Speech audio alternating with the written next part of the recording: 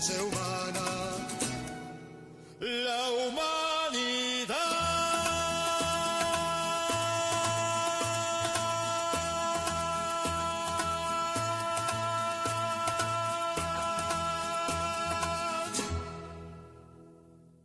Esta actividad del Festival de Teatro Progresista, rodeado de los rostros de Bolívar, una maravillosa exposición aquí en la sede del Gobierno del Distrito Capital, a que invitamos también a revisarla y a verla.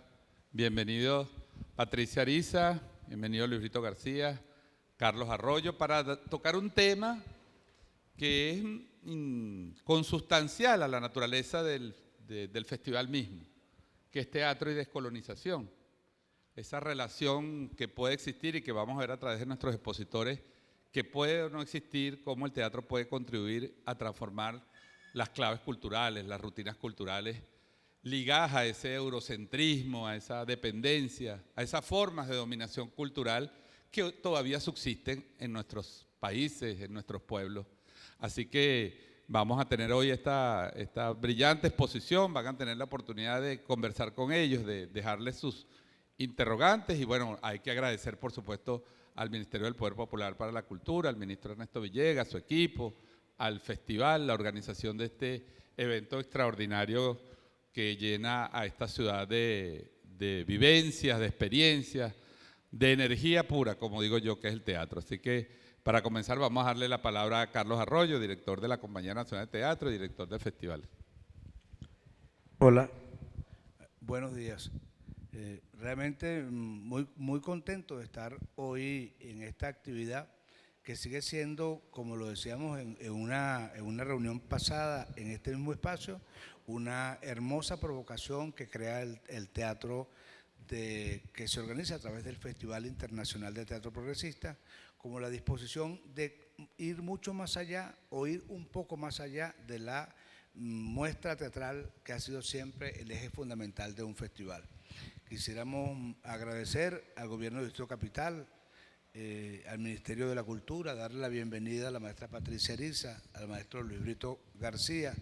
Realmente es un panel de honor y va a ser un gusto escucharlo y encontrarnos con ese paradigma. Nosotros hemos recibido desde siempre un teatro que tiene que ver con una visión europea, eurocéntrica. Ha sido muy particular la investigación que se ha hecho sobre un teatro o un parateatro en América Latina, y que esta conversación se pueda dar en el día de hoy y que esté dentro del festival es realmente un hecho histórico y que deberíamos marcarlo como un hermoso evento propicio para un festival de esta característica. Muchísimas gracias. Gracias, Carlos.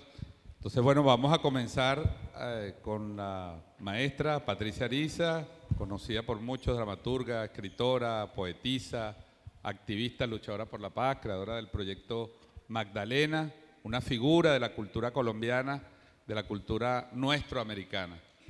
Patricia, tienes la palabra, después escucharemos a profesor Luis Brito García, iremos intercambiando entonces con ustedes, con todas y todos ustedes, sus comentarios a sus intervenciones. Bienvenida, Patricia. Muchas gracias. Primero que todo, pues un saludo al festival, un agradecimiento y un reconocimiento, porque es un festival que se coloca como un balance importante en un momento trascendental de América Latina, particularmente de las relaciones de Colombia y Venezuela, que se han abierto para bien de los dos países. Muchas gracias por este festival y muy honrada de estar aquí con el maestro Brito, un honor verdaderamente. Este tema pues es un tema crucial porque poco se habla del colonialismo y creo que es un momento de pensar, porque el colonialismo, yo creo que en este momento se están aplicando todas las formas de colonialismo, todas las formas posibles. Entonces, no solamente se colonizan los territorios, sino que hay también la colonización cultural, que nos corresponde mucho a nosotros, los artistas, los intelectuales, examinarla, y muchas veces es muy difícil de enfrentar porque hace parte de las guerras culturales que muchas veces son invisibles, como no son algo concreto, es muy difícil. Entonces yo creo que no solamente se colonizan países enteros, pueblos, se colonizan culturas, y yo creo que el mundo está invadido de la colonización, porque incluso el pasado se coloniza, o sea, la manera como se interpretan los acontecimientos es una mirada absolutamente colonial. Son acontecimientos que ya están interpretados previamente y bombardeados a través de los medios de comunicación. Los hechos, lo que sucede en países como Colombia, por ejemplo, y en todos los países capitalistas, lo que sucede se naturaliza a través de la mirada colonial. O sea, siempre hay una interpretación detrás de las cuales hay unos intereses económicos de carácter colonial, y se coloniza la tierra. El mundo está viviendo de la colonización de los recursos, se le extraen a la tierra las entrañas.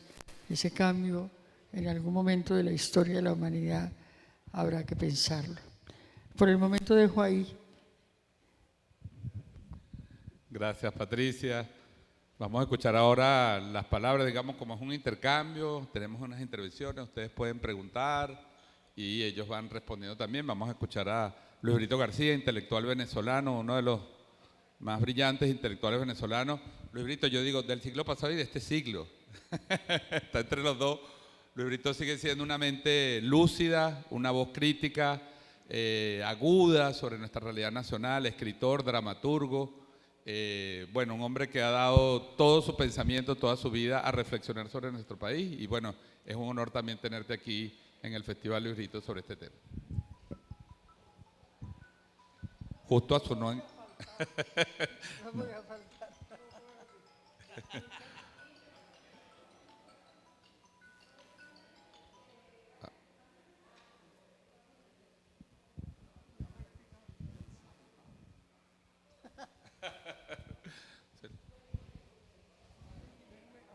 Sí.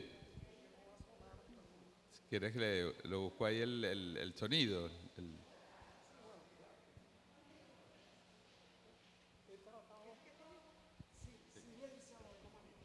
Toda la vida de no. Había 3 venezolanos que no teníamos celular.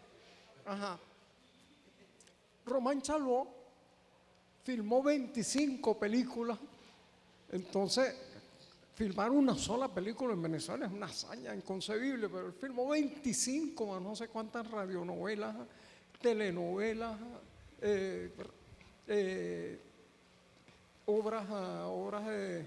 Entonces, bueno, le pusieron un celular y entonces, bueno, se cayó ahorita y estaba... Vladimir Acosta era el otro, no tenía celular, tiene no sé cuántas horas. Yo no tenía celular y ya tengo ya como 90 títulos hechos, pero desde que me pusieron un celular no he sacado ni uno. Entonces, bueno, vamos a referirnos un poquito a la descolonización.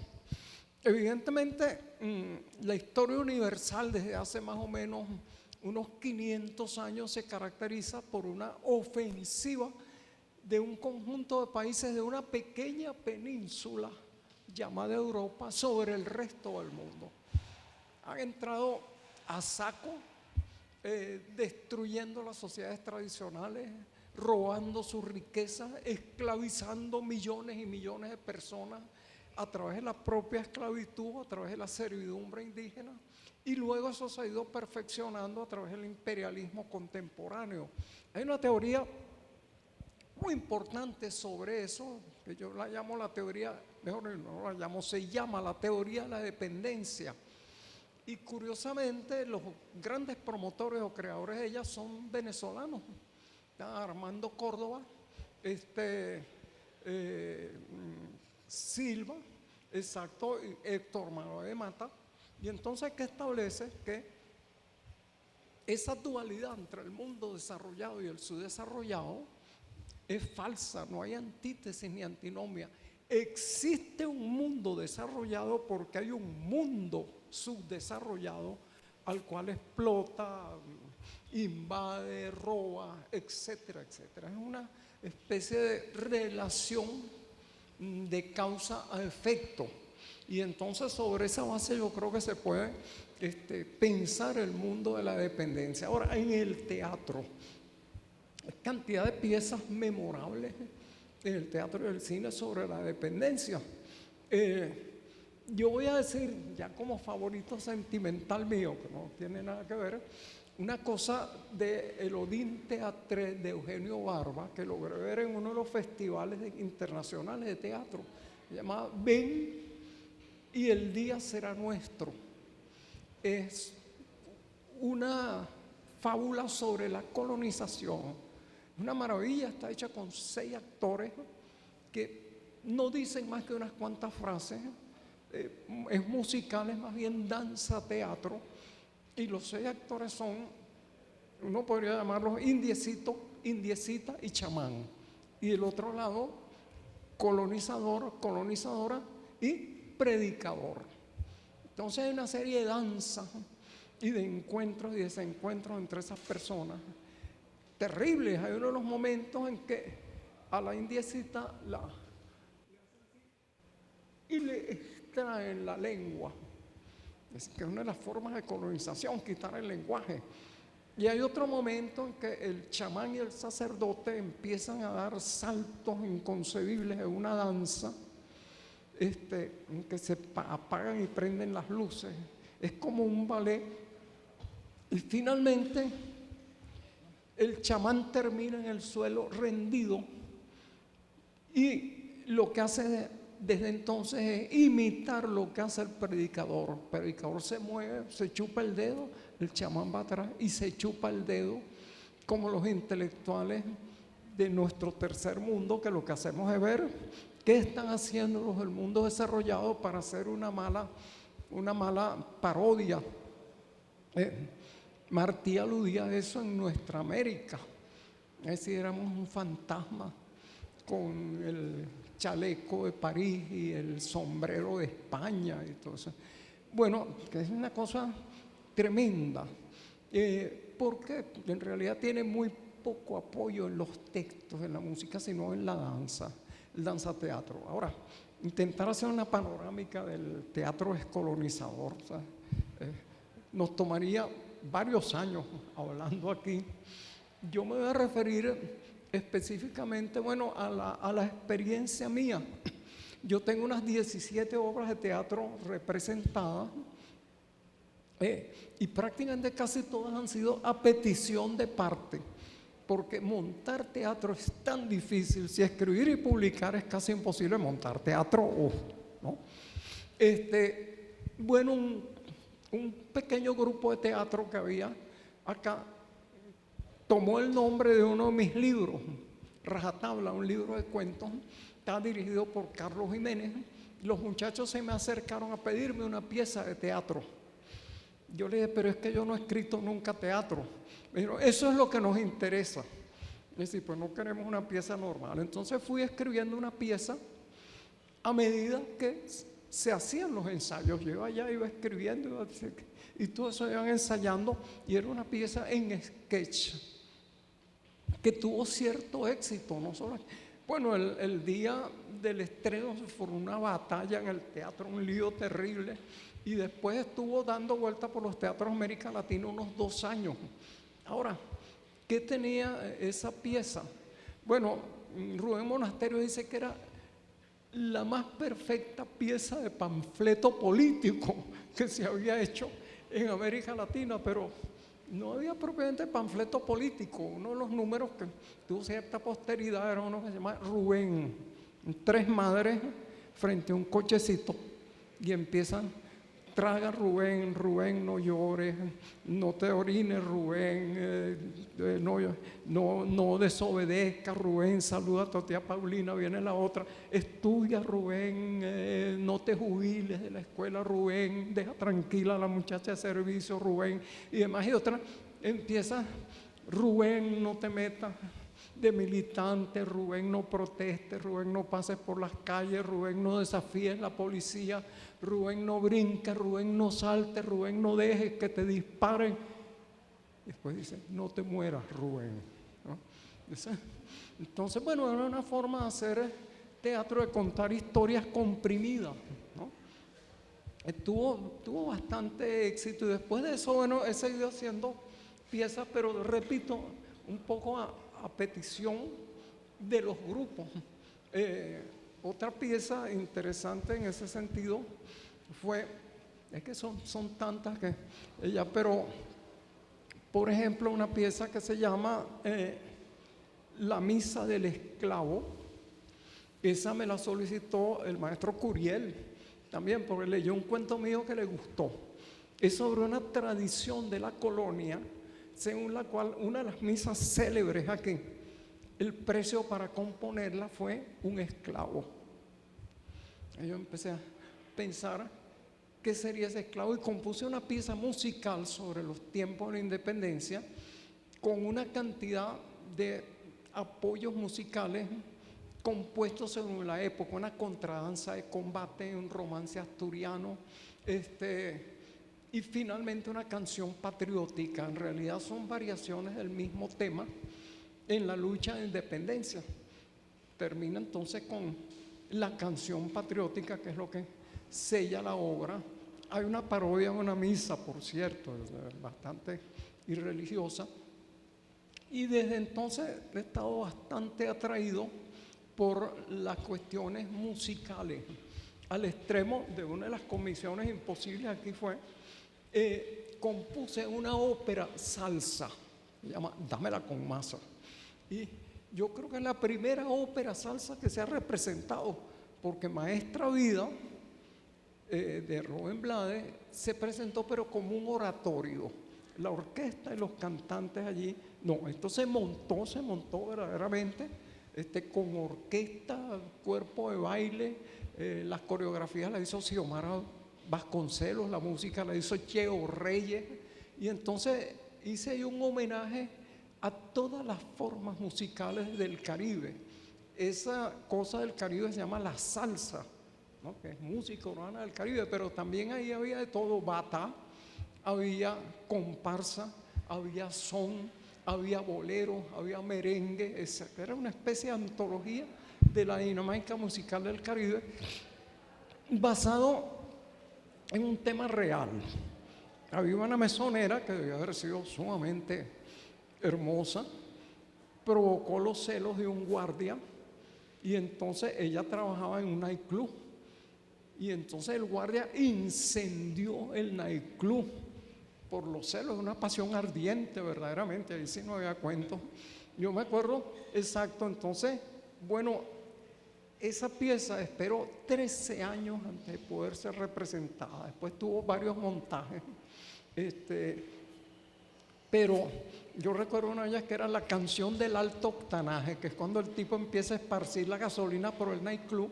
Es un nightclub en el cual, por la situación económica, la mesonera decidió rifarse.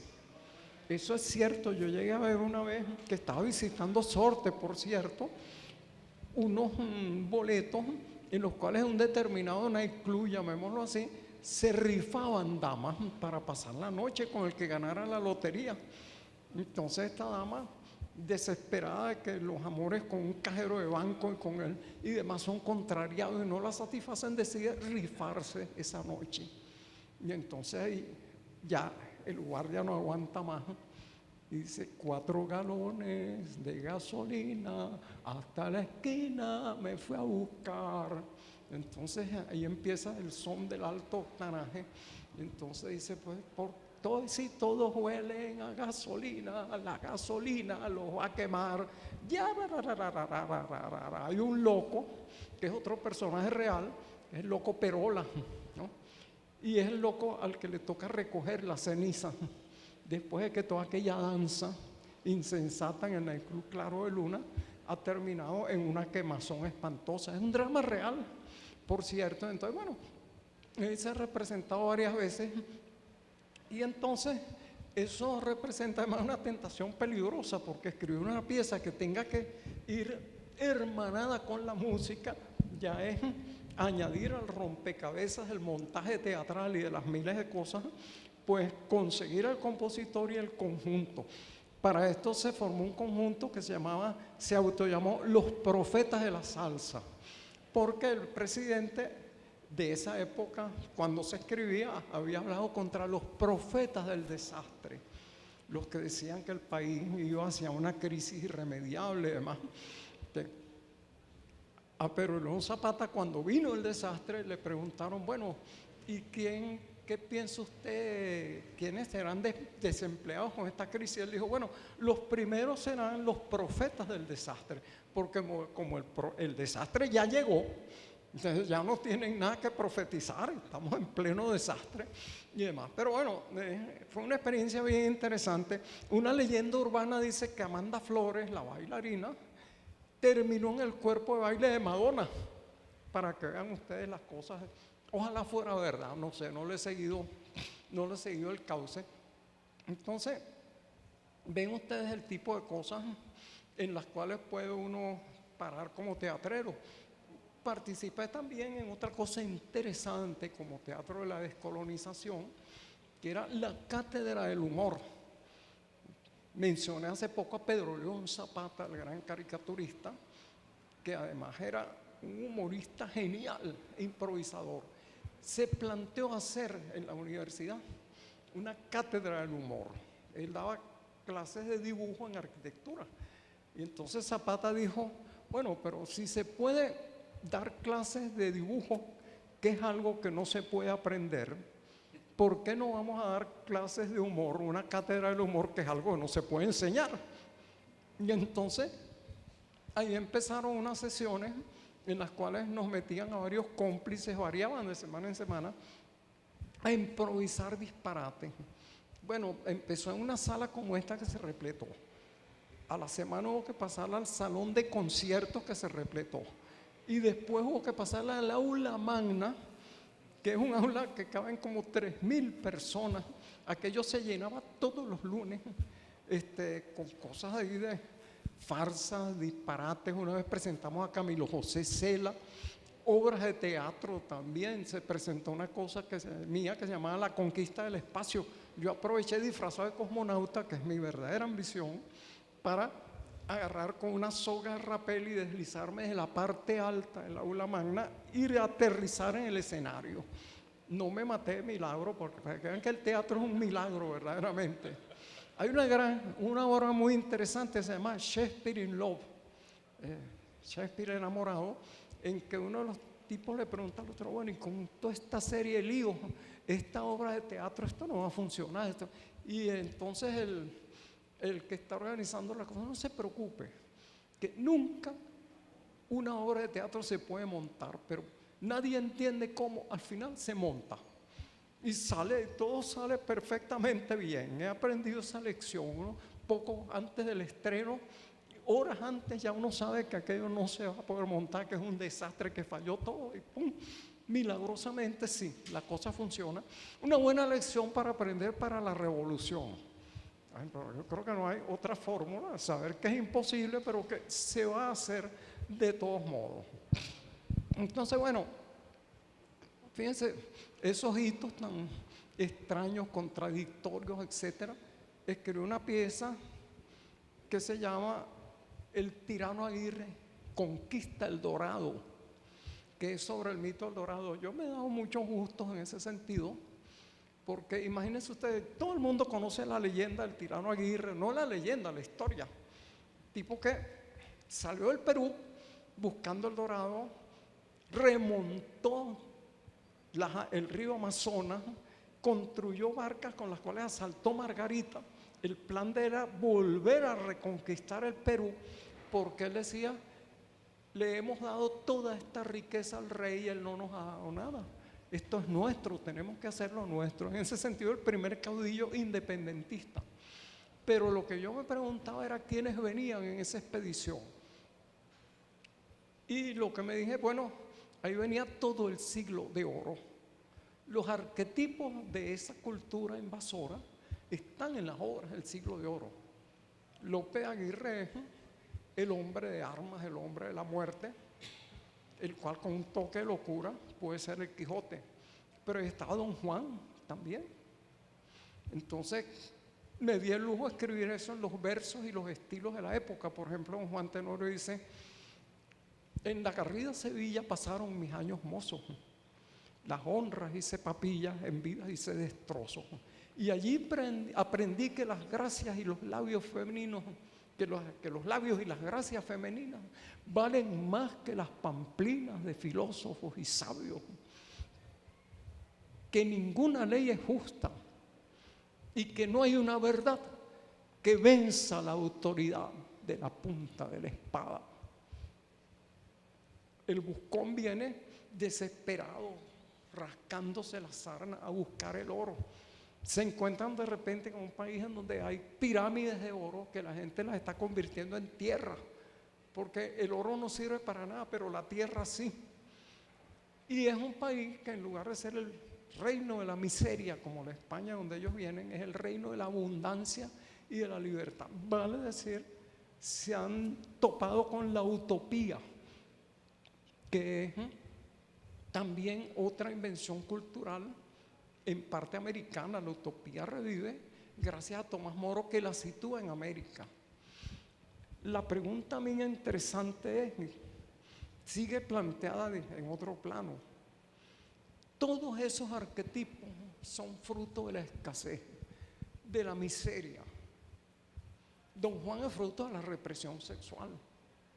Sancho es fruto del hambre, siempre anda buscando qué comer y hablando en refranes. Hay un personaje que es Fra Luca Pacioli, que fue el maestro de geometría de Leonardo, y que por un lado está dentro de las estructuras de la castidad de la iglesia y por otro lado dentro del problema de la aplicación de la ciencia. Está pensando crear máquinas mortíferas y está además, bueno, y cuando estos personajes se encuentran en el reino de la libertad y la abundancia, les ocurre algo peor que la muerte, porque ellos decían: nuestro defecto es nuestro ser. ¿Qué pasa con Don Juan en un reino donde lo persiguen cantidades de mujeres por todos lados? Y él sale gritando con una pieza: ya me comen, por lo más pecado había y demás. ¿Qué hace el buscón en un sitio donde hay pirámides de oro y de todas las riquezas que pueda pensar? ¿Qué hace Sancho en un sitio donde se puede hartar finalmente de comer?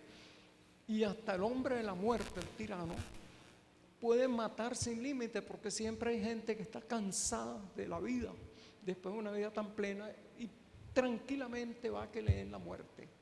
Es decir, es la destrucción de la identidad.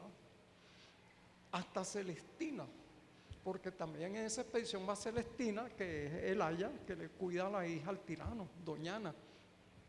Y entonces, bueno, Doñana se encuentra con aquella cosa. Ella ha vivido de la represión sexual, de la incomunicación entre seres, y ahí el amor es libre.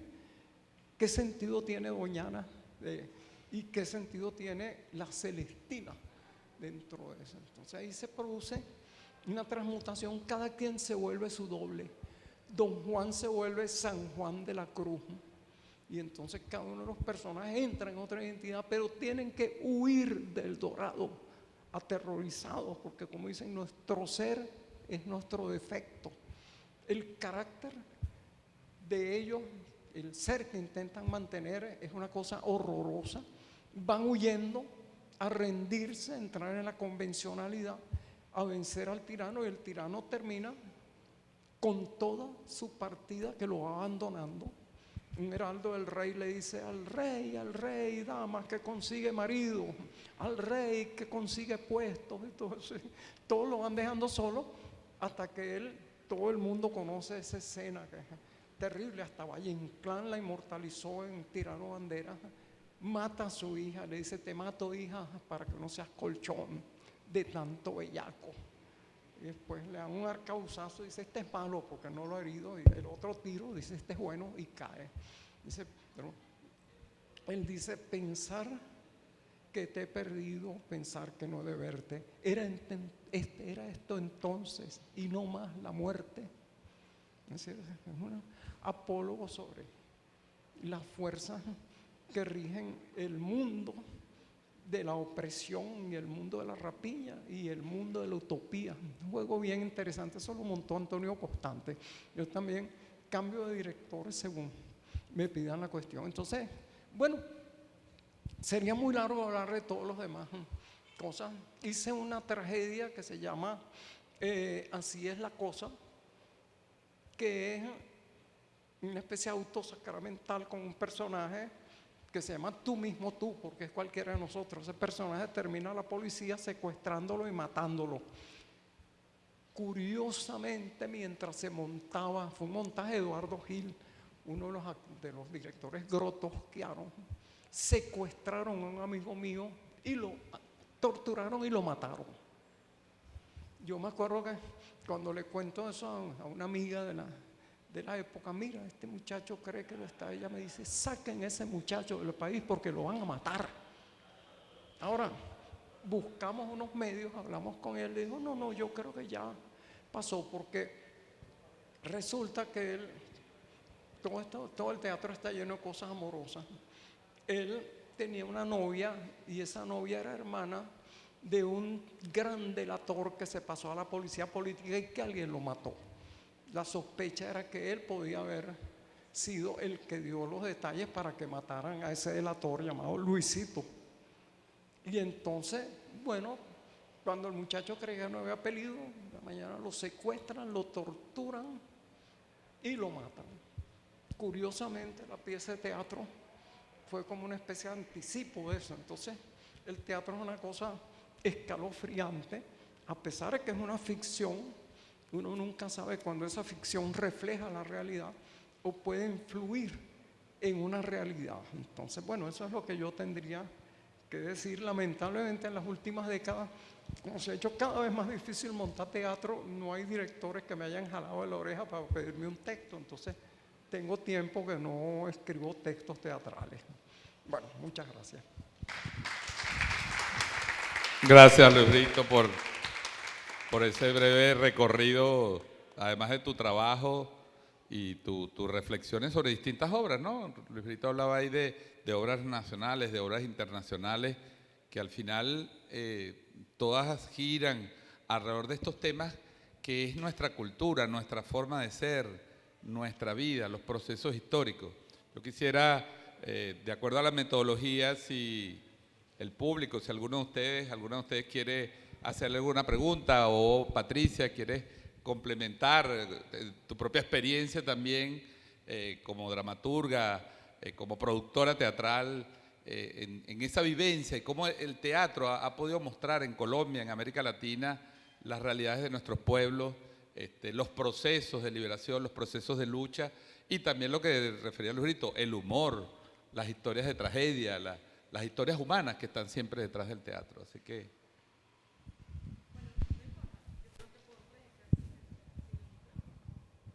Bueno, un poco agradecida, muy agradecida por tenerlos aquí. Yo soy parte del festival también y de la Compañía Nacional de Teatro. Y bueno, es un honor para mí como actriz escuchar estas reflexiones de ambos, por supuesto. Y maestro Luis, las obras de teatro que usted mencionó, yo creo que marcaron un antes y un después en la historia del teatro venezolano, con la dramaturgia que usted tuvo a bien realizar para todos, para nuestro país.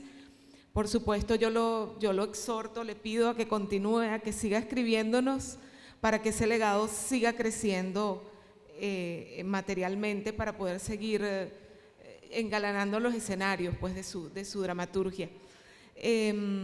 ¿Cómo ha sido de pronto la respuesta del público en cuanto a la política que sus espectáculos han traído, sus obras, su dramaturgia, ha aportado en cuanto a la política que de pronto usted ha plasmado en cada una de sus escritos, de sus obras? ¿Cómo ha sido el feedback de usted como dramaturgo en cuanto a la política teatral? Bueno, No sé si me expliqué bien. eso ha sido muy variado. Me refiero al estreno de Rajatabla. No sé por qué cuando se iba a estrenar la obra, resulta que el Consejo Municipal había prohibido que se presentara. Y entonces María Teresa Castillo, que era presidente del Ateneo, una gran periodista y una gran mujer, agarra y se le enfrenta al funcionario y le dice: mire, esto se va a presentar y si a usted no le gusta, lléveme presa. Y se presentó la obra. Ahora, después apareció un portero echando tiros al aire porque una cantidad de gente se había metido por uno de los trascorrales. Total que aquello fue uno de los estrenos más divertidos que yo he visto. Y entonces la obra tuvo repercusión. Hasta en Perú hicieron un espectáculo que era la misma obra adaptada a la situación peruana, que se llamó Oye. Te repito, eso pasó por una cantidad de sitios. Ahora, me interesaría un poquito hablar sobre un momento en que el teatro se volvió realidad, no solo en aquella experiencia macabra, sino en la mencionada Cátedra del Humor. Eso era la experiencia teatral más loca del mundo. Había que hacer un montaje cada semana, pero era un montaje de improvisación. Sí, ahí nos reclutaban a varios a hablar o a hacer cosas sobre determinado tema. Entonces uno empezaba a decir disparate y cuando ya no podía más, porque parecía el público iba a dejar de reírse, entonces le decía: ¿por qué eso es lo que nos va a explicar nuestro querido amigo William Castillo? Y le pasamos la papa caliente a otro para que empezara. Usualmente al inicio de la cátedra decíamos: bueno, pero ¿y de qué vamos a hablar hoy? ¿O de qué va a ser? Etcétera. Ahora, sin embargo, fíjense que la cátedra se metió en la realidad, porque en una tomadura de pelo se planteó la candidatura a la presidencia de Pedro León Zapata. Y él iba en dupleta con su secretaria privada, que era ni más ni menos que Irene Sáez. Super Miss Universo, Miss Mundo, Miss no sé qué cosa. ¿Cuántas veces? Entonces, ¿por qué era aquello? Bueno, el presidente de la República para esa época era un estúpido que estaba además en un contubernio con una secretaria privada que no estaba tan demasiado buenas tardes, pero tenía más poder que el presidente. Entonces, lanzar la candidatura de un genio, porque Pedro León era un genio, acompañado de una dama que era Miss Mundo y Miss Universo, aquello era una provocación de un tamaño inconcebible. Total que la cosa se fue pasando sin que lo quisiéramos a la realidad.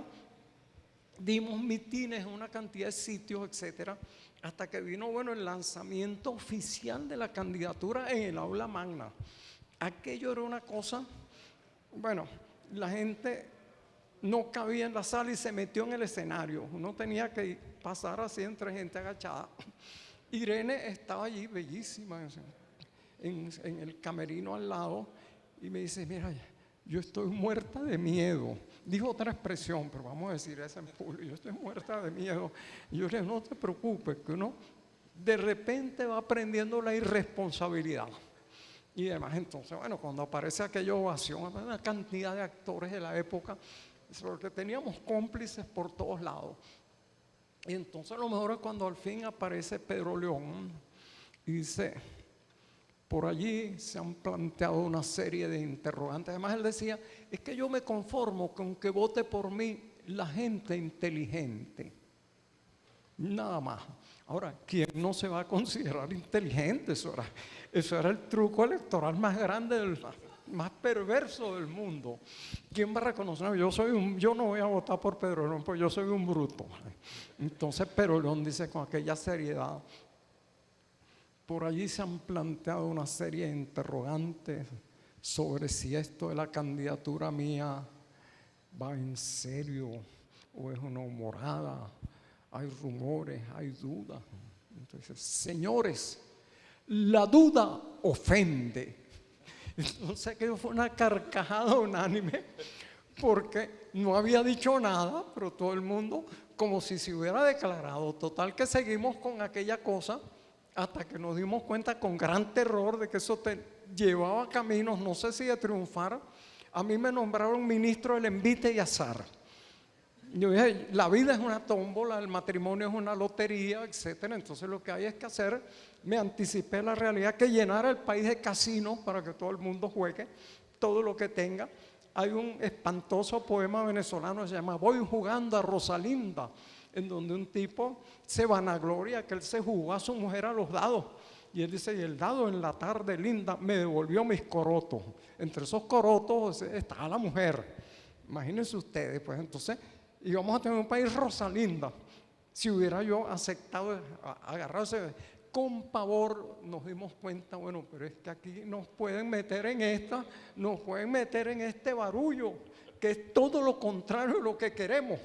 Y entonces, en ese sentido, Pedro León declinó su candidatura. Además, lo llamó el candidato poderoso del partido.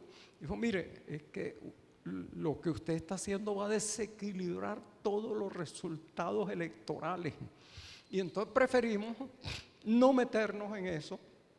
Además, hubiera tenido que hacer un pacto con el poder y ninguno de nosotros quería tener nada que ver con el poder propiamente dicho ni nada. Y entonces, pero vean ustedes cómo de repente una farsa teatral puede desequilibrar el universo político. Un siglo antes yo escribí, entre otras cosas, escribir es un decir, porque era en gran parte improvisación, para la Cátedra del Humor, una cosa que se llamaba la delpiniada.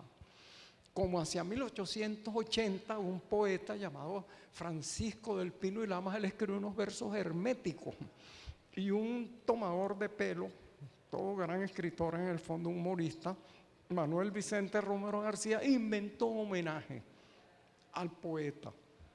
El homenaje era para burlarse del déspota ilustrado de la época, Guzmán Blanco, que tenía una vanidad inmensa. Entonces, para contraponer a la vanidad de Guzmán Blanco, él descubrió el más grande poeta de América y de los siglos y del habla castellana, e inventó una sesión de teatro en la cual se leyeron homenajes y reconocimientos que le enviaban todos los pueblos de la tierra del Pino y Lama, y hasta lo coronaban con una corona de laureles y lo sacaron después en triunfo. Aquello, bueno, total fue una apoteosis, pero gran parte de los que le hicieron terminaron presos porque Guzmán Blanco entendió que la cosa era contra él, no era para exaltar al pobre del Pino, sino, entonces, bueno, entre las cosas que se hicieron en la Cátedra del Humor estuvo eso. Entonces, es interesante a veces cómo, jugando con la cuestión teatral, se pueden crear cosas que vayan más allá de la escena. Es decir, porque como decía Shakespeare, el mundo es una gran escena y en él jugamos papeles. ¿Por qué los papeles teatrales van a estar confinados en un escenario de un edificio? Entonces, un poco la finalidad del dramaturgo, del teatrero, debe ser hacer esas cosas que trasciendan, que vayan más allá de la escena, como esa pieza de la que hablé. Vi, por cierto, en hace uno o dos festivales de teatro, una pieza de un dramaturgo colombiano, no me acuerdo el nombre, escalofriante. Era un viejo militar a quien que había asesinado a la mitad de la población de Colombia y estaba en una especie de limbo porque lo habían enviado a un país nórdico, no se sabe si embajador o de qué, y se le empezaban a aparecer todos los fantasmas, tanto animales sacrificados como seres humanos sacrificados. Entonces era un humor espantoso, escalofriante, porque había uno que se quejaba que aparecía sin cabeza. Yo decía, no, es que con mi cabeza se pusieron a jugar un partido de fútbol. Y entonces le preguntaba el otro, mire, ¿y quién iba ganando? Es una cosa ya, una especie de colmo del horror, pero que representa válidamente una situación que afortunadamente tiende a solucionarse. Pero piezas como esa, de esa ferocidad, ¿no? Y también entre esas experiencias teatrales está, bueno, el teatro que hacía Andrés Caicedo, un genio que se suicidó a los 25 años. Yo creo que se suicidó porque el día no le traía un prodigio. Cada día él tiene una cantidad de piezas que se hicieron como monólogos, El Atravesado, Angelitos Empantanados, hasta hizo filmaciones artesanales con eso. Entonces, el teatro es una cosa muy viva, con la cual se pueden hacer infinidad de experiencias, y experiencias, sobre todo, toda experiencia teatral debe tratar de ir más allá de los límites del teatro. Gracias. Patricia, nos gustaría saber qué nos puedes agregar a estas reflexiones que ha hecho Luis Brito sobre estos temas tan interesantes, estas historias increíbles. Bueno, pues yo voy a hablar un poco de la experiencia del teatro colombiano y su relación. Pues yo creo que de todas maneras América Latina está asignada por el colonialismo y por la resistencia. Nos debatimos en entre esas dos realidades y esos dos imaginarios. Entonces, el teatro colombiano, Colombia, a diferencia de otros países de América Latina, no tuvo grandes migraciones europeas durante muchos años. Yo creo que la migración más grande es la de ahora, venezolana. Y entonces, digamos, no tenía ese peso de la tradición tan fuerte. Colombia no tenía ese peso de la tradición tan fuerte del teatro europeo, por ejemplo. Y entonces, en los años 50, por ejemplo, había un teatro relativamente costumbrista, aunque era muy político. Y cuando aparece el nuevo teatro colombiano en los años 60, es un momento muy interesante, porque no fue tan difícil, digamos, trabajar por un teatro nacional, por un movimiento teatral colombiano, como hubiera podido suceder en otros países que tienen ese peso cultural tan grande, tan grande. Entonces aparece Enrique Buenaventura en Cali, un gran dramaturgo, director de teatro y formador del grupo de teatro experimental de Cali, y aparece el Teatro La Candelaria. Estoy haciendo una síntesis porque por supuesto no son los únicos. Antes de ellos hubo otros intentos, pero que por diferentes razones desaparecieron. Lo importante de estos dos polos del teatro colombiano es que han permanecido en el tiempo. Entonces la pregunta es: ¿por qué han permanecido en el tiempo? ¿Por qué en Colombia se formó en los años 60, a partir de los años 60, un movimiento de teatro colombiano, nacional, que se llamó el Movimiento del Nuevo Teatro? Eso es muy importante tenerlo en cuenta, y cómo ese movimiento ha tenido que ver con el relato de nación. Colombia, como ustedes saben, ha sufrido una guerra enorme, más de 60 años en guerra, para no hablar de las historias anteriores. Entonces el relato de nación está roto, fracturado por la guerra y la violencia. Algunos dicen que no tenemos relato de nación. Yo no creo eso. Yo creo que sí tenemos un relato, pero fracturado. Entonces este teatro nace con unas características muy especiales. Primero que todo, la característica de grupo de teatro, que no es la característica de la compañía o del teatro de autor, donde es el autor el que es, llama un director, o es el director, o es el productor, y se llama a unos actores para montar una obra. Allá el teatro nace distinto. nace como un grupo y el grupo conformado como un lugar, como un colectivo en el cual se reelaboran las experiencias. No había dramaturgia. Digamos, la dramaturgia, había uno que otro dramaturgo, Enrique Buenaventura, un gran dramaturgo, pero todas sus obras ya habían sido montadas por él. Nosotros en el Teatro La Candelaria empezamos montando, por supuesto, obras de vanguardia, europeas, norteamericanas, pero de pronto el grupo planteó la necesidad de hacer unas obras nuestras.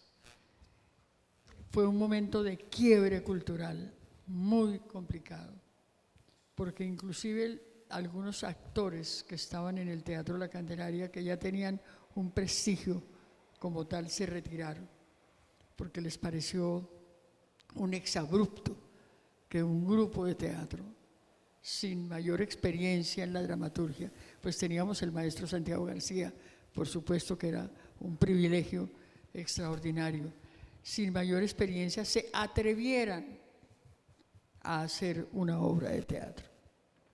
Hasta ese momento, el impacto de una obra de teatro en Colombia era de una semana.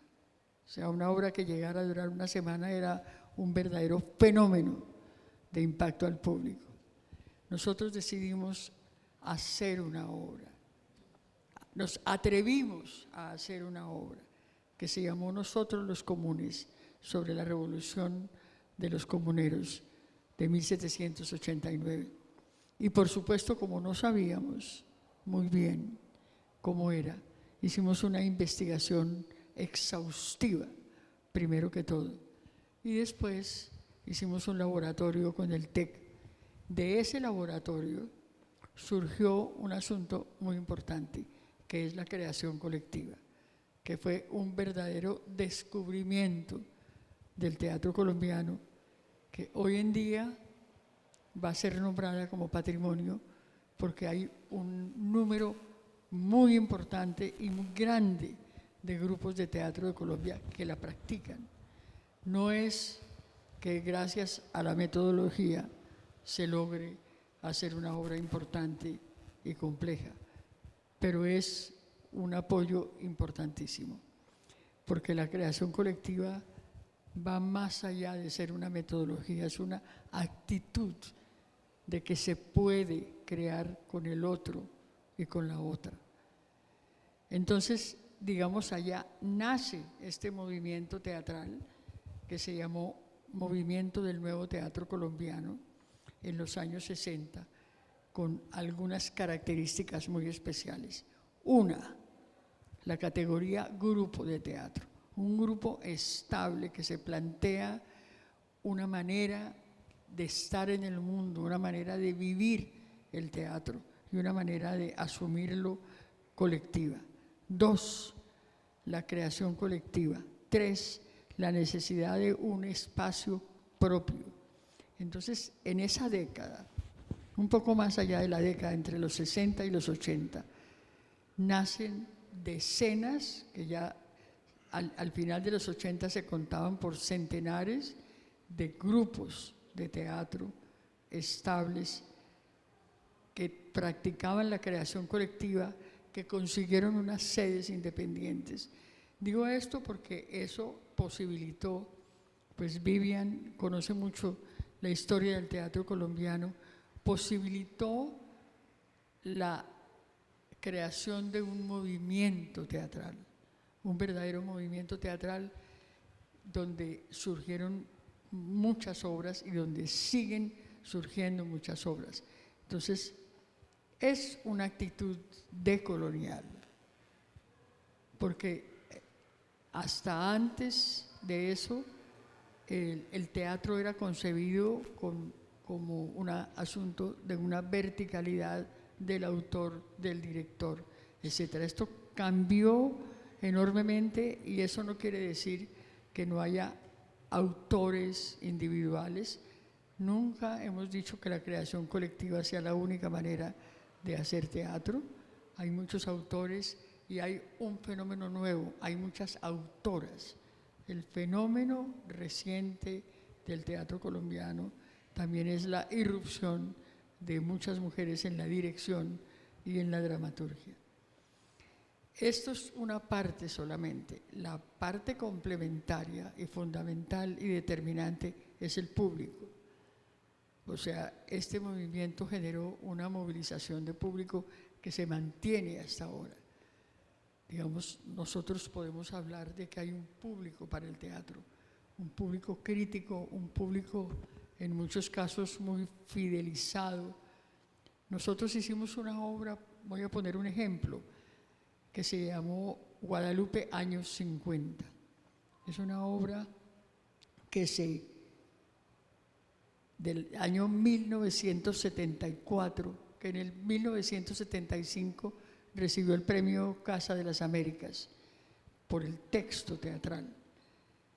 Y esa obra, el grupo La Candelaria la mantuvo 13 años en repertorio. Se hicieron casi 2.000 funciones.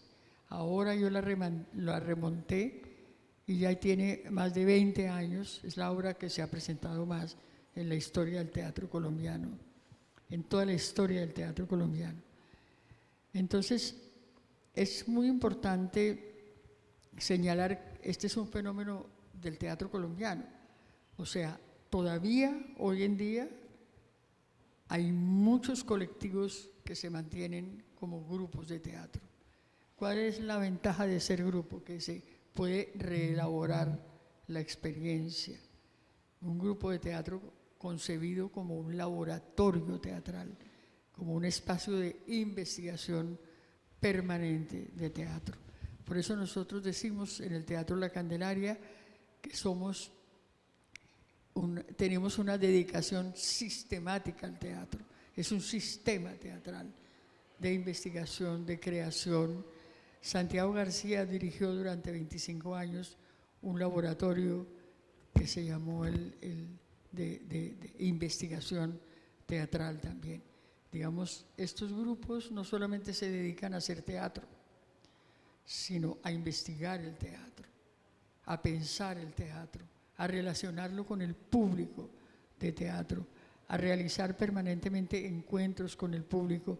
Ahora estamos también tomando un poco la experiencia de Argentina, que es muy importante, trabajando las escuelas de espectadores para trabajar con los espectadores. La otra característica de la creación colectiva es que toma al actor y a la actriz como sujetos de la escena, no solamente como intérpretes, que lo son y lo seguimos siendo. O sea, una obra, pues hay que interpretar unos roles, pero no solamente eso, sino como constructores de la obra de teatro. Es un proceso más largo, por supuesto, es mucho más rápido montar una obra de un autor en unos meses. Este proceso es mucho más largo, pero las obras permanecen mucho tiempo en el repertorio. En el caso del Teatro La Candelaria y de muchos otros grupos, las obras permanecen 12 años, 15 años, hasta que el público necesite de esas obras. Y a su vez, dentro de los grupos, debido a que es un teatro laboratorio también, se han formado también muchos otros directores y directoras y dramaturgos, y han aparecido otras formas de hacer teatro. Por ejemplo, trabajar con las víctimas, trabajar con otras poblaciones que no son exactamente actores, o trabajar performance mezclando los actores, los bailarines, los cantantes con otras poblaciones. Entonces, hablo de esto porque de allí, de esa especie de rizoma, han emergido muchos experimentos teatrales también. Más allá, digamos, es un teatro que desde que nació se ha salido de la zona de confort. La zona de confort, pues, es tener una sala, tener un grupo, tener un repertorio y tener un público. Pero yo creo que el teatro colombiano, tal vez como ninguna otra disciplina en Colombia, se ha salido de la zona de confort a meterse con la realidad colombiana. muchas de las obras, por lo menos las de la Candelaria y de otros grupos cercanos, son obras que tocan la realidad colombiana, lo que está pasando, porque concebimos el teatro también como transformador, no solamente como un arte que se pueda contemplar, admirar y que enriquezca la vida cultural de una persona o de una sociedad, sino que la transforme. En este momento, eso ha sido muy importante y yo creo que hemos logrado con mucha dificultad tener la joya de la corona de la que hablo yo, que es tener el público. Digamos, a la Candelaria va público y va un público, siendo el grupo, un grupo que tiene 57 años de fundado, que ha montado más de 120 obras, acaban de hacer una encuesta en el distrito y el 75% del público que asiste a la Candelaria es de gente joven y la mayoría mujeres, por ejemplo. Es algo muy importante. Yo dejo ahí, pero me parece muy importante y le agradezco al maestro Brito por su erudición y la ilustración, pero me parece que también esto que hacemos nosotros es una actitud decolonial. Hace poco yo estuve en el Ministerio de Cultura y tuve la oportunidad de hablar con la directora del Museo Colonial. De alguna manera yo estaba revisando cómo era la actitud de las personas que estaban en las entidades adscritas al ministerio. Le pregunté a la directora, ¿usted cómo se imagina el museo dentro de 5 años? Me dijo, decolonial. Y en ese momento tenía una exposición extraordinaria con los cuadros del Marqués de San Jorge. Había como 10 obras del Marqués de San Jorge. Y al lado de cada cuadro de un personaje de la colonia tenía un retrato. Varios pintores hicieron ese trabajo. Un retrato, por ejemplo, decía el Marqués de San Jorge, hijo de fulano de tal, de fulana de tal, con el vestido de oro, de no sé qué. Entonces al lado había el retrato de una mujer negra, también diciendo, ella es fulana de tal, hace arepas, pero unos cuadros hermosísimos además, que usa para hacer su vestuario. Quería contar eso porque me pareció una de las exposiciones más bellas que he visto en mi vida, porque no mete debajo de la alfombra lo que ha representado el arte y la cultura colonial, pero la contrasta con un relato de nación pictórico, que yo creo que es lo que ha hecho el teatro colombiano. Si hay alguna pregunta al respecto, con mucho gusto.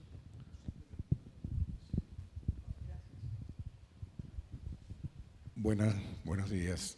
A propósito de lo que se está planteando en este momento en Colombia, en Venezuela vivimos una situación muy parecida y creo que eso tuvo unas repercusiones en toda Latinoamérica. Inclusive hubo intercambios en, digamos, en talleres que tenían que ver con el teatro, donde personas de Venezuela de repente podían viajar a Argentina o venían algunas personas a Venezuela y hacía. Hubo intercambio entre países para compartir la experiencia, digamos, teatral. Pero a lo que me iba a referir era lo siguiente, un poco citando a Enrique Bernardo Núñez en aquel libro Una ojeada al mapa de Venezuela, donde él hace una diferencia, o sea, una cosa como muy marcada entre lo que es la capital y lo que es el interior del país. O sea que siempre el interior del país es una cosa así como muy lejana, ¿no? Y a eso me iba a referir en este momento, que para la década, digamos, 50, 60 en adelante, sobre todo los 70, hubo en Venezuela un movimiento bastante contundente en las artes escénicas. Sin embargo, la noticia corría en torno a Caracas, por supuesto, una cantidad de grupos, salas de teatro, un movimiento increíble. Pero en este momento yo me quería referir un poco al interior del país. Por ejemplo, en Barquisimeto llegó a tener 35 grupos teatrales, donde, como dice la maestra, pues se practicaba mucho el trabajo colectivo.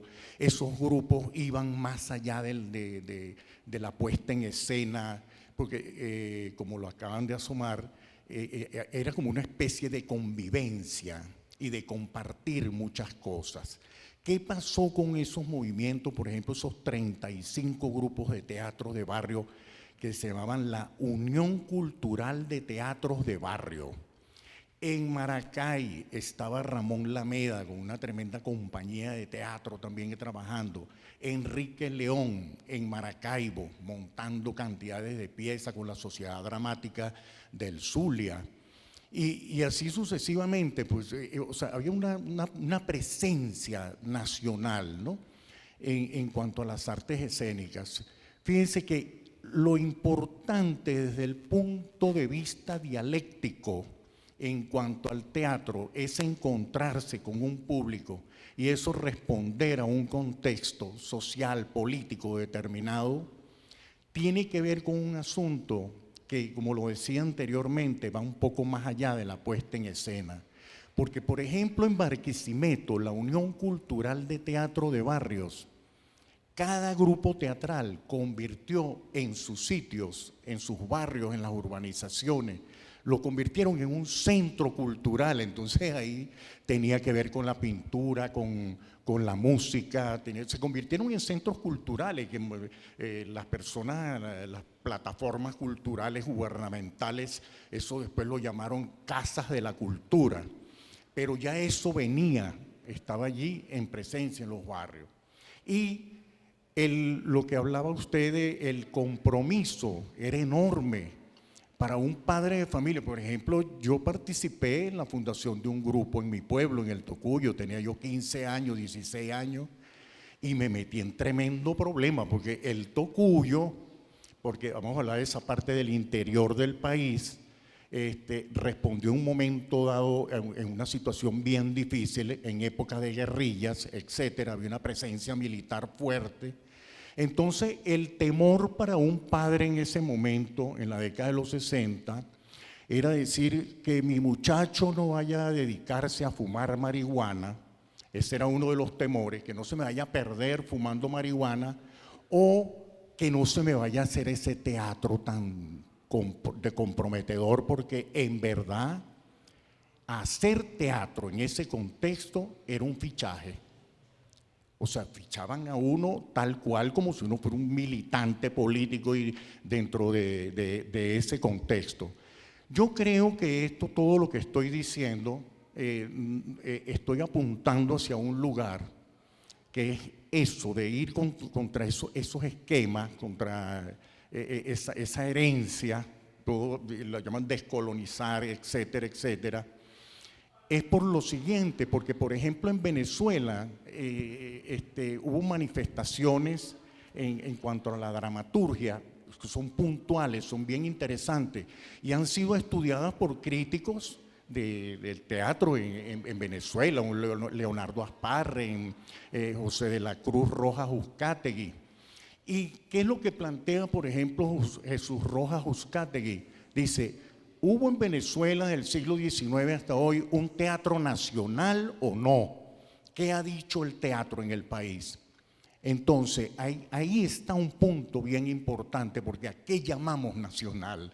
O sea, dentro de las tendencias del teatro, es importante revisar eso, porque vuelvo a la parte con lo que inicié, en el interior del país, se estaba dando también un intercambio de tendencias dentro del teatro, porque y grupos de teatro que seguían unas escuelas, Stanislavski, por ejemplo, otros seguían a Brecht, lo estudiaban a Grotowski, etcétera, y dialogaban entre sí. Pues era una cosa bien interesante. A mí me interesó mucho lo que dice ella de los trabajos colectivos, porque de verdad que salían unas preocupaciones enormes. ¿Qué hacemos? ¿Qué planteamos? ¿Qué vamos a hacer? Y para cerrar, y no alargar mucho la cosa, sencillamente una experiencia. Unos muchachos adolescentes en un pueblo acá, en el Tocuyo, Estado Lara, estábamos allí reunidos en la casa de uno de los participantes del grupo de teatro Tenaza. Fundamos un grupo de teatro a todo riesgo en el Tocuyo, unos muchachos inquietos, pues. Y ensayábamos en un galpón que era un depósito donde guardaban los carritos de helados de la EFE. Guardaban los carritos de helado, entonces en las noches nosotros ensayábamos allí porque ese galpón era uno de los participantes, de los padres de allí. Entonces una persona de una agrupación política nos dijo: ustedes, ¿por qué están ustedes en un sitio donde está la presencia de los helados F? Y ustedes son antiimperialistas y ustedes son esto y lo otro.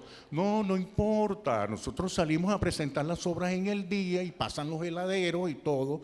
En las noches guardan los carritos y nosotros vamos a ensayar. O sea que un teatro que nace precisamente de unas inquietudes, digamos, hoy las llamaríamos juveniles, adolescentes, pero ubiquémonos en ese contexto. Entonces, en Barquisimeto, no olvidemos la presencia del grupo Tonel, que fue escuela para todo Centro Occidente. En Caracas, por supuesto, rajatabla con todas las demás agrupaciones. O sea que la experiencia es muy parecida, tiene muchas cosas en común. Gracias. Yo quisiera muy agregar interesante. algo, pues los tiempos han cambiado, o sea, ha habido otra forma de colonialismo, que es la sociedad de mercado, el modelo. Ese ha sido un modelo brutal que ha atentado contra toda forma de grupo, de colectivo, de asociación, de unión, de sindicato. O sea, generó una cultura del entretenimiento, una cultura una apología del individuo y una seducción por la economía de mercado muy poderosa. Eso se convirtió en cultura. Entonces, en nuestros países ha sido muy difícil sostener el grupo de teatro como tal, porque la gente entró en una especie de delirio de sentirse, el artista ya no era un artista, sino un emprendedor, un gestor de su propio destino. Y eso ha sido una cosa muy seductora y ha hecho mucho daño. Quizás alguno que otro haya salido adelante, pero la gran mayoría, una reunión reciente que estuve de ministros de Cultura, había una verdadera alarma por la precarización de los artistas y de las artistas en la pospandemia. O sea, el mundo no era como lo había pintado la sociedad de mercado.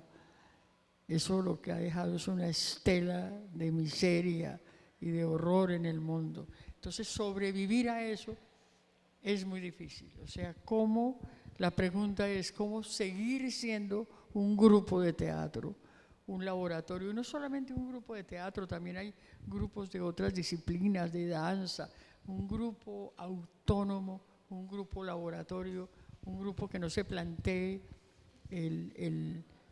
su destino desde el individuo solamente. Es muy difícil. En Colombia desaparecieron muchos de estos grupos, digamos, algunos nos mantenemos, y yo creo que el movimiento teatral colombiano está vivo porque hay un movimiento, ahora de manera muy diversa, digamos, ya no es ese movimiento de los años, hasta los años 80, con una identidad de grupo. Eso ha cambiado. Entonces, yo creo que de lo que tenemos que hablar es el futuro del teatro, el futuro inmediato del teatro colombiano y del teatro latinoamericano. Y cuando digo nacional, pues es con todas las comillas del caso. Nacional en tanto que universal, o sea, no nacional, no chauvinista, nacionalista, no estamos hablando de eso. Entonces, la pregunta que a mí me parece importante, ¿cómo porque esa es otra forma del colonialismo, la sociedad de mercado. Eso sedujo a mucha gente incluso de la izquierda, o sea, porque es un planteamiento muy atractivo, es muy seductor, porque no aparece como una imposición a la fuerza, no es una manera de colonizar de manera brutal, es a través de la seducción. Entonces, ¿cuál es el futuro de las artes en medio de esta neocolonialidad del mercado? ¿Cuál es el futuro del teatro? Algunos, pues tenemos la salvación de que ya no nos vamos a echar para atrás, ya no vamos a dejar de ser grupo, pero también seguimos en el laboratorio.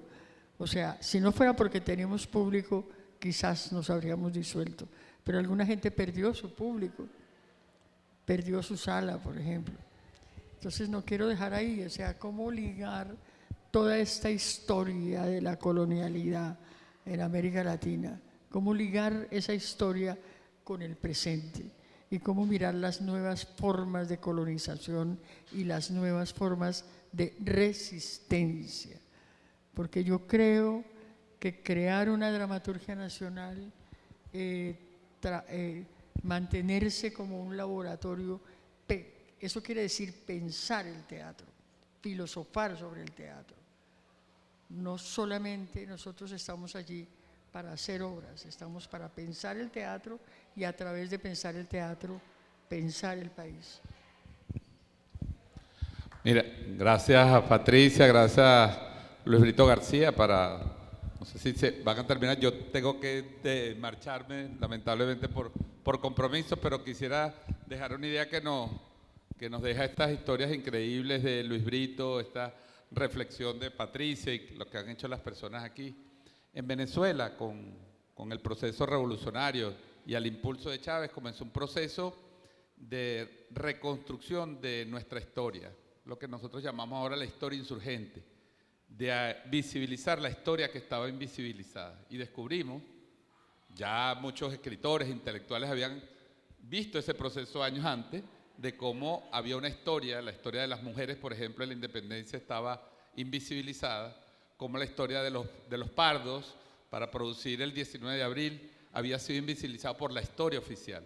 Creo que estas historias maravillosas, estos cuentos contemporáneos, lejanos, cercanos, sobre nuestros teatros de dos países que al final, con nuestras diferencias, estamos marcados por el mismo proceso histórico y el proceso de colonización, de una manera u otra, las violencias políticas con sus particularidades en nuestro país, el devenir histórico, nos permite también repensar una reflexión sobre lo que ha sido las artes escénicas en nuestro país y el rol que han jugado en esa resistencia y, como dice Patricia, creo que apuntando perfectamente hacia el futuro, mirando hacia adelante, es qué va a pasar entonces de aquí en adelante a partir de este teatro insurgente, este teatro político que se ha expresado en este festival extraordinario. Así que creo que queda una reflexión para los escritores, los historiadores de la cultura, los hacedores de teatro, los jóvenes sobre todo que están construyendo, que están motivados a hacer teatro, de que inserten la reflexión en estos procesos decoloniales de reconstrucción. A mí no me gusta la palabra revisión, que no es revisionismo de la historia, no es revisionismo de la cultura, es construcción a partir de la deconstrucción de los procesos que hemos vivido, y creo que hoy hemos todos aprendido mucho más a conocer nuestras artes escénicas con estas historias, con estos relatos, con estos cuentos y con esta reflexión. Yo lamentablemente me tengo que despedir. Gracias, Carlos. Gracias, Luis Brito. Gracias, Patricia.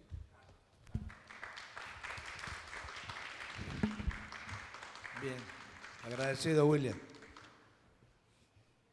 A mí me gustaría hacer una pregunta, maestra Patricia, y una pregunta que tiene como una especie de mea culpa en relación al teatro venezolano. ¿Se plantea realmente el teatro colombiano más allá de la experiencia de la Candelaria, de Enrique Buenaventura y su teatro experimental de Cali? Incluso desde el trabajo del maestro Juan Monsalve y aquel famoso texto del baile del muñeco, que da como una visión distinta de la teatralidad colombiana. ¿Se plantea el teatro colombiano un ejercicio real sobre la decolonización? ¿Sobre la qué? Descolonización. Gravita en el pensamiento del teatro colombiano esa frase, se preocupa, se ocupa de eso.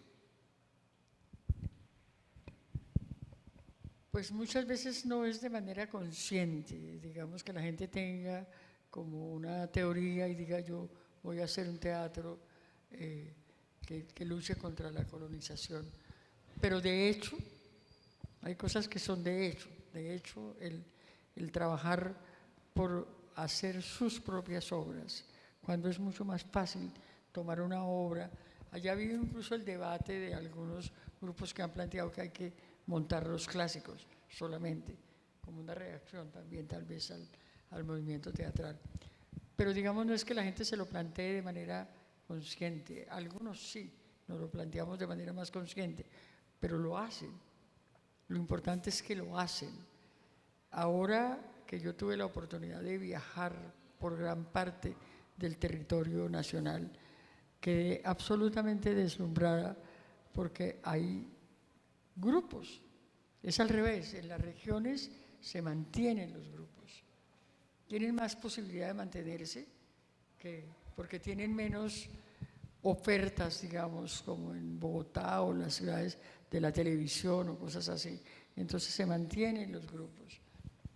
Tal vez el crecimiento no ha sido tan exponencial como en esas 2 décadas de las que hablo, pero los grupos se mantienen. En este momento hay 40 sedes rurales de teatro. Hay salas, por ejemplo, hay una sala en la selva, en las zonas donde se asentaron los firmantes de la paz. Y entonces ellos construyeron un teatro que caben 400 personas y se ha vuelto un aglutinante de todos los municipios vecinos, incluso municipios que los odiaban porque habían sido insurgentes.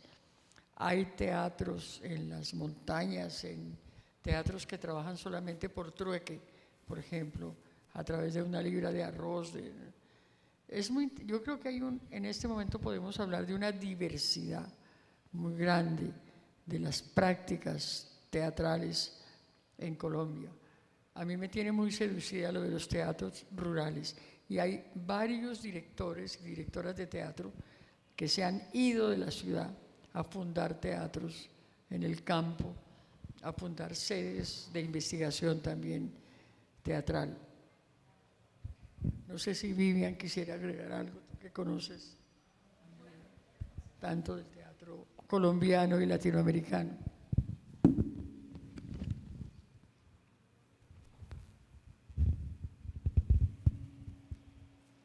Sí, yo he tenido el privilegio de ser espectadora de varias experiencias de teatro colombiano a lo largo de los años. Y yo cuando Carlos le hacía esa pregunta a Patricia, yo decía, es que el teatro que ha hecho La Candelaria, por ejemplo, siempre ha sido un teatro descolonizador, naturalmente. Quizás ahora estamos en un momento en que la oleada fascista que asola nuestros pueblos y todo lo que está ocurriendo de ese gran peso del mercado, ese gran peso del dominio imperial, de las políticas neoliberales, de los relativos fracasos o las dificultades que han tenido nuestros países en medio de una complejidad política muy grande, hace que la descolonización sea como una tarea urgente. Pero el mejor teatro latinoamericano a lo largo de su historia ha sido descolonial y ha estado trabajando contra el colonialismo cultural y contra todas las formas de colonización. Para mí fue muy gratificante en la última oportunidad que yo visité Colombia, un festival de teatro alternativo, descubrir a un grupo mayormente formado por jóvenes, como el grupo de Puerto Madero, de Barranca Bermeja, no recuerdo el nombre, que yo estaba viendo aquel grupo y a mí como espectadora me daba como una ilusión de que yo estaba viendo el germen del teatro La Candelaria que yo no vi porque yo era muy joven y no estaba participando aún de la profesión en América Latina, pero yo decía, qué maravilla que haya grupos con esta pujanza, donde hay gente muy joven, muy comprometida con un ideal del teatro, el del teatro de grupo, el de mantener y desarrollar la creación colectiva, con todo lo que significa en términos ideológicos, pero también artísticos, y con toda la fuerza cultural y política que tiene eso dentro de un país como Colombia. Solo eso. Hay algo para agregar, me disculpan que tome la palabra, pero esto no ha sido tampoco fácil. O sea, el Teatro La Candelaria ha sido allanado, la Corporación Colombiana de Teatro, que yo dirijo desde siempre, desde que se fundó, ha sido allanada, mi casa también. O sea, hubo un momento, hubo en Colombia un genocidio político contra la Unión Patriótica, un movimiento político que se colocó en los años 80 y 90 para hacer la paz. Y ese movimiento fue aniquilado. Contra ese movimiento se cometió un genocidio político. Acaba la Corte Interamericana de pronunciarse. Ellos no reconocen la noción de genocidio político, porque el genocidio está tipificado es como etnocidio o como genocidio religioso. Están estudiando, ellos lo reconocen es como aniquilamiento, movimiento que fue aniquilado y responsabiliza al Estado. O sea, tuvimos que esperar muchos años, más de 30 años, para que la Corte se pronunciara. Se acaba de pronunciar hace 3 meses. Entonces, la mayoría, ese movimiento se constituyó para hacer la paz en Colombia. Y alrededor de ese movimiento había muchos grupos de teatro, entre ellos, por supuesto, La Candelaria. Yo era la responsable de cultura de ese movimiento y pues sufrimos toda la persecución que ustedes se pueden imaginar.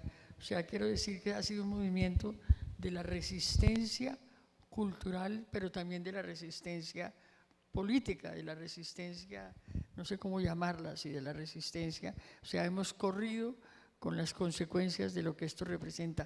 Sin embargo, voy a contar solo un ejemplo. Una vez hicimos una presentación de Guadalupe en los Llanos Orientales, que es la región que se hermana con Venezuela, que tocan la música llanera.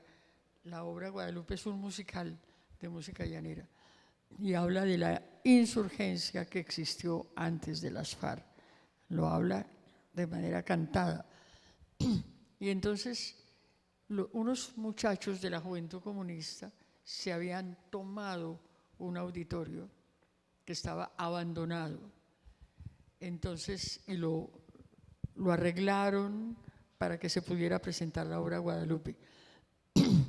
Yo en esa época fumaba y la puerta de entrada de ese auditorio estaba cerrada. Entonces había que salir por atrás y dar una vuelta. Y cuando yo di la vuelta, vi que estaba todo el teatro o toda la zona rodeada por el ejército con tanques y de todo. Pero nunca imaginé que tuviera que ver con nosotros. Yo me acerqué a un teniente a pedirle fuego y a preguntarle qué era lo que pasaba ahí. Entonces él me dijo que era una cosa terrible porque había un grupo subversivo que se había tomado una sede que era del directorio conservador, ni más ni menos, y que entonces iban a ver lo que iba a pasar. Que yo quién era, yo le dije que yo era periodista, que estaba visitando algo así como la música llanera, pero claro que yo entré en pánico total, tuve que dar una vuelta gigantesca, entré por detrás del teatro y les dije a los compañeros, nos van a matar. Pues, y empezamos a asomarnos y pues era asombrosa la cantidad de ejército que había. Pero esa obra era de mucho prestigio, el grupo La Candelaria también de mucho prestigio, entonces empezó a llegar el público y se fue generando un problema de orden público.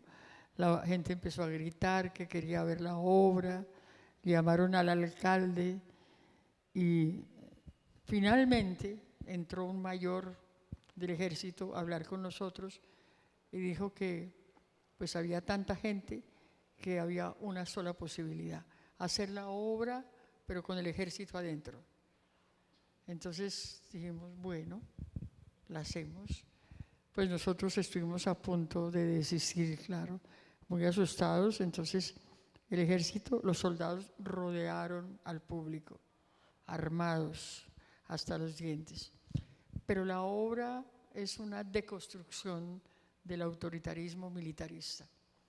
Y entonces los soldados empezaron a reírse, se sentaron en flor de loto, pusieron el arma a un lado, algunos se quitaron el casco, eran nuestros ya. Ya no eran soldados, eran jóvenes maravillosos que estaban viendo una obra. Y de pronto se oyó una orden militar, sacaron a los soldados. Nos dolió tanto que hubieran entrado, pero nos dolió más que hubieran salido. Pero la obra se hizo. O sea, de alguna manera un teatro, cuando se hace bien, cuando se elabora, cuando logra ese impacto con el público, tiene una patente de corso. O sea, la obra nos defendió, la obra defendió a los soldados y la obra sigue presentándose. Eso es todo.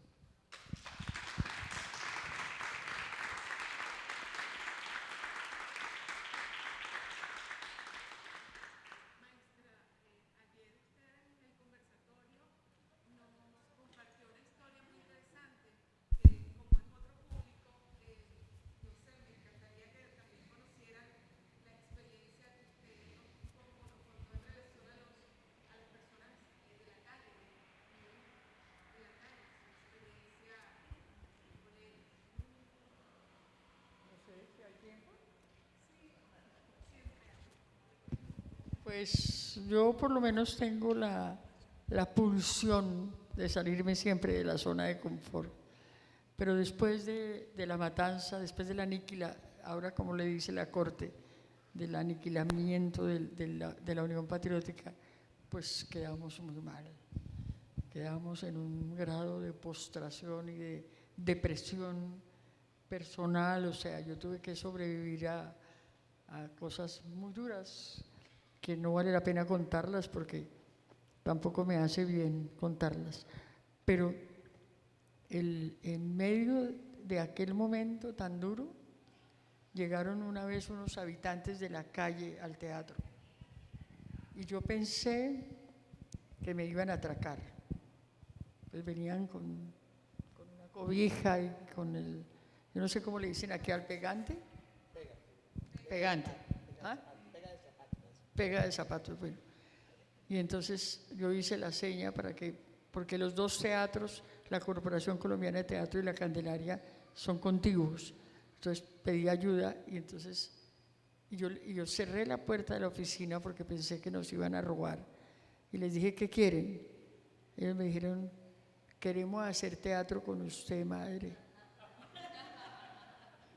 Entonces, primero que todo, me di cuenta que a pesar de haber luchado toda la vida contra los prejuicios, yo también los tenía. O sea, yo también los había criminalizado a ellos. Yo también los vi como ladrones, como peligrosos, que me iban a hacer daño. Me sentí muy mal y sentí que la única manera de remediarlo era decirles, ¿cuándo empezamos? Me dijeron, ya, nosotros tenemos tiempo. Y dije, bueno, y empecé en ese momento a hacer un grupo de teatro con ellos. Trabajé 4 años con ellos y fue una de las experiencias más complejas de mi vida porque no son, ni ellos son lo que la gente se imagina. O sea, yo me propuse hacer una obra de teatro con ellos y lo logramos. Hicimos una obra y la presentamos en el Teatro Jorge Eliezer Gaitán. No lo hice ni por caridad, ni por, no sé, lo hice. Además hicimos una creación colectiva para que ellos pudieran hablar no de lo que yo quería que hablaran, sino de lo que ellos merecen decir. Entonces, pues fue una experiencia muy valiosa. Después tuve que desistir después de 4 años porque es imposible pensar que solo con el teatro se cambia el mundo. Sí es verdad que el teatro cambia el mundo. Ellos se transformaron de una manera impresionante, pero no solo. Tendría que haber sucedido una mejoría en sus condiciones materiales de vida. Y eso no sucedió porque no teníamos cómo. Entonces yo vivía en las comisarías, en los hospitales, sacándolos, ayudándoles a los... O sea, yo me involucré afectivamente. Y ahí sucedieron 2 cosas. La mayoría de ellos están muertos, porque ellos tienen no viven más allá de los 40 años, si acaso.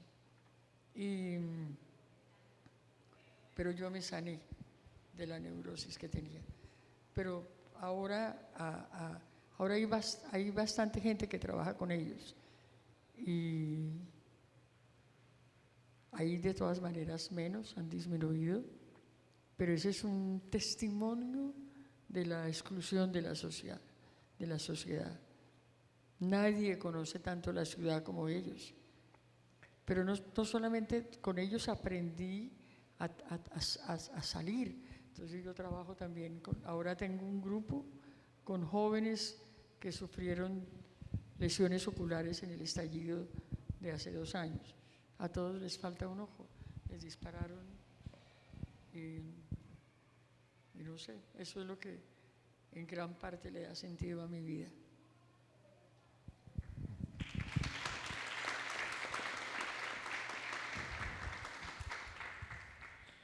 Bueno, señores, debemos darle las gracias al maestro Luisito García, a la maestra Patricia Aricia por este hermoso encuentro en el Festival Internacional de Teatro Progresista 2023. Y gracias a todos y a todas por asistir. Buenas tardes. Me encanta conocerlo más. Que se